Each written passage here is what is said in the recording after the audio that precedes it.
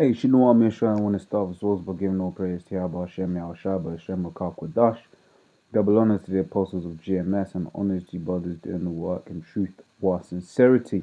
It is going to be a real quick one on something I overheard when I was at the job, man.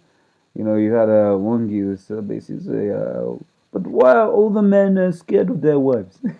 Whereas, what you call it, Eastern European Jake, right? I don't know his personal dealings, right? But the response I got was no, that I overheard was, oh, it's just easier that way, right? Hey, men ain't men anymore, man, and that's the problem, man. Women don't like a conquered man, right? One of the things that you realize, you know, of course, scriptures say you shall have trouble in the flesh, but the more you simp, the more trouble you get, right? Not saying that if you don't simp at all, you won't get any trouble, right? Because we're in hell, like you're gonna get trouble, right? Man of the Lord, but hey, man, simping just causes you no problem, man. And then what happens? Right, your woman will go to work. Then the man that treats her like a man, right? So the man that ain't, just bowing down to all the time, saying no, this, that, and the other, right? Just being a man around her. She's going to become attracted to him.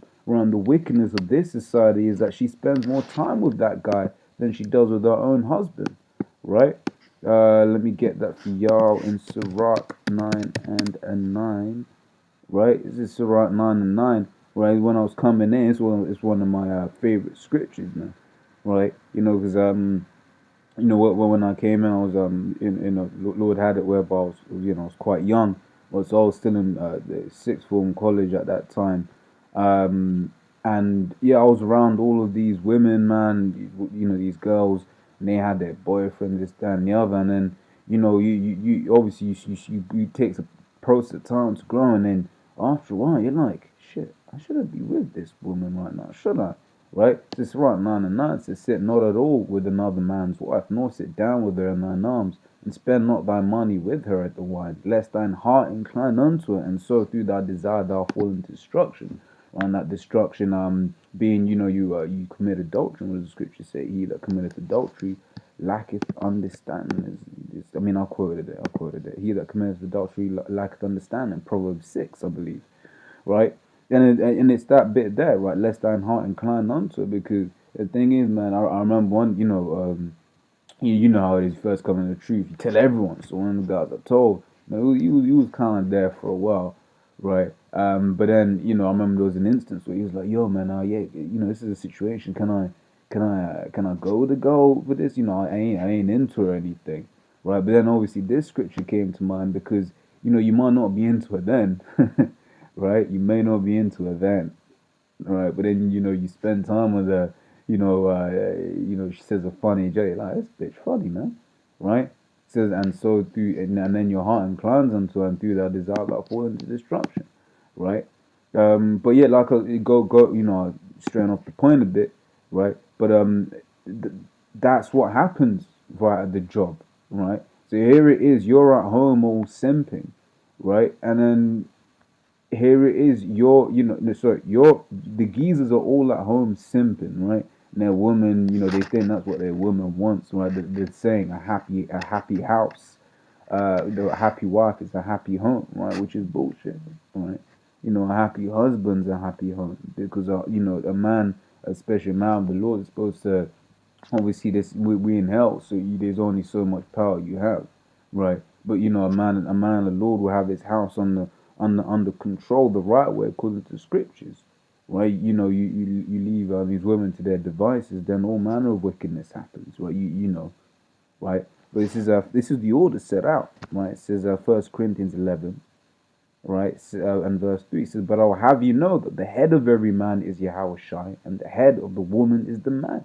Right? So a man's supposed to be at the top of the household, right? A woman's supposed to have a desire unto a man, right, and be under subjection under her man, pursuant to Timothy's, right? But this world is completely upside down, right? Men, Esau's had it whereby men have been programmed to be simps from a very young age. Well, it's Jeremiah 31:22. It says, "How long wilt thou go about, O thou backsliding daughter? For Yahweh hath created a new thing in the earth, a woman shall compass a man, right? So the Lord has made it such whereby a woman, gone about the man, a woman's not under a man's authority anymore, right? Which is another reason why you can't have your woman in check here, right? Because what do you do when your child ain't listening? You back your child up, man, right? But you try to do that in this kingdom, man. They don't do that in this kingdom, man. Don't be doing that. All that will end up is you'll be in a slammer, right? You'll be in a slammer, and whilst you're in a slammer, right, she'll be slamming someone else, right? And you won't be able to do this truth, man. Right? You do this work, which is the primary thing, right? But yeah, but that's what's happened, man. A woman now over a man, up to the point where men, will comfortably say that, hey, me personally, I wouldn't say that out loud. I remember at my old job, I had one geezer straight say his woman was stronger than him, right? And then I'm just there like, she made more money than him and she was stronger than him, right? So I'm just thinking, oh, man, who fucks who in your relationship? If even if those things are, even if my woman makes more money and makes stronger, I ain't, would you call it? I ain't broadcasting that shit. But men of today are more than comfortable to do so.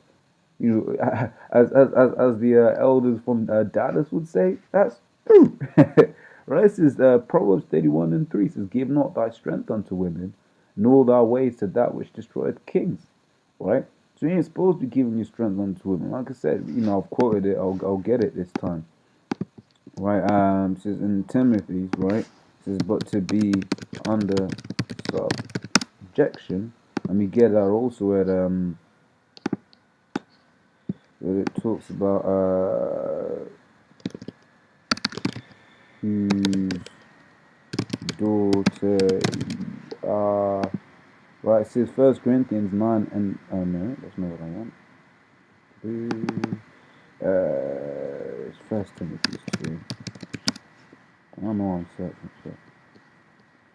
Right, this is 1 Timothy 2, and I'm starting from verse 11. It says, "Let the woman learn in silence with all subjection, but I suffer not a woman to teach, nor to usurp authority over the man, but to be in silence."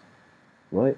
So a woman is not supposed to be usurping authority over the man. A man's word is supposed to be, what do you call it? It's supposed to be final. You have the example there. It was at Exodus, the 21st chapter. Exodus 20. No, is it Numbers 21? Well, I completely forgot. I can't read what it says. No, I completely forgot. So forgot what it says as well.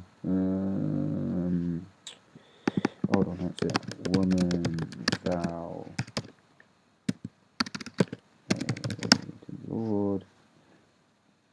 Numbers, that's it. Numbers 30. So like, I was thinking 20 for some reason. Right, so it's in Numbers 30:3. It says, "If a woman also vow unto Yahweh and bind herself by a bond, being in her father's house in her youth, and the father hear her vow, and the bond wherewith she hath bound her soul, and the father shall hold his peace at her, then all her vows shall stand." Right, and every bond wherewith she hath bound her soul shall stand. Right, but if her father disallow her on that, in the day that you hear it, he's like, "What's this bitch talking about, man? Hey, Lord, I don't listen to that." Right, it says, not any of her vows or of her bonds wherewith she hath bound her soul shall stand, and the Lord shall forgive her because her father disallowed her. Basically saying, the father, and then goes on to say the husband, right? And the same thing with the husband. If the husband hears it and he's like, "Ah, fair enough," then it's cool. If he says, "Nah," then it ain't cool, but the Lord's gonna forgive her for that. Whereas when it gives you the case of a man, a man vows a vow, that vow stands. You have the case, forgot the guy's name. Right, but he vowed a vow basically saying, what do you call it? If whoever, the next living soul that comes through the door, if I win this war, then I'll sacrifice. Right, and then he won the war, and then when it happened, what do you call it? The next living soul was his daughter, right? And he had to sacrifice his daughter, right? Scriptures say when thou vowest a vow, what do you call it? Tarry not to pay it. So let me find that real quick.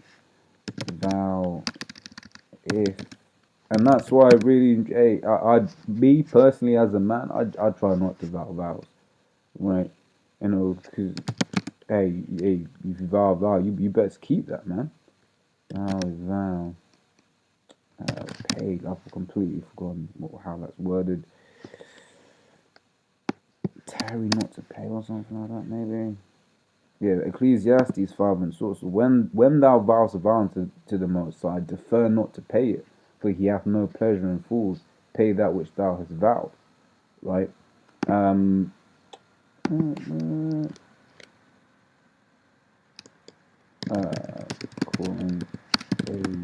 I don't know, I forgot what it's spelled. Abraham or Abraham. Right, it says 1 Peter 3 and 6 says, even as Sarah obeyed Abraham, calling him Lord, right? And you see that in old ancient what do you call it, ancient period pieces, right? In period pieces, you see that, oh my Lord, yes my Lord, this and that. That's how it's supposed to be in the house, or not a position where all the guy's caring about is trying to please his woman, right? You know, you're supposed to be the head of the house as a man. You're supposed to have your woman under in subjection under you, not the other way around, right? It says, Proverbs, I've read Proverbs. It says, Sirach 33:19, reiterating more or less the same thing as in Proverbs, right? It says, give not thy son and wife, thy brother and friend, power over thee while thou livest, and giveth not thy goods to another, lest it repent thee, and thou entreat for the same again. And the point here is, give not thy son, not thy son, thy wife. You know, in the context of this video, right? Power over you, man. Right, now I'm gonna end with this bad boy. Hey, wipe the dust, as the apostle would say, wipe the dust of this one, right? This is First Ezra 4:26, right? So the background of this one, you've had basically men who are having a council about, you know, who basically has power, right? And one of the examples he gives is like, if you my correct, I haven't read this story in such a long time. Well, but you basically have the men seeking counsel, right? And then let me find it. Let me just read the point. This first says was 4:26. Says, yea, many there be that have run out of their wits for women and become servants for their sakes, right? So many, you know, he goes, when a man loves a woman, right? A man loves a woman, man, right?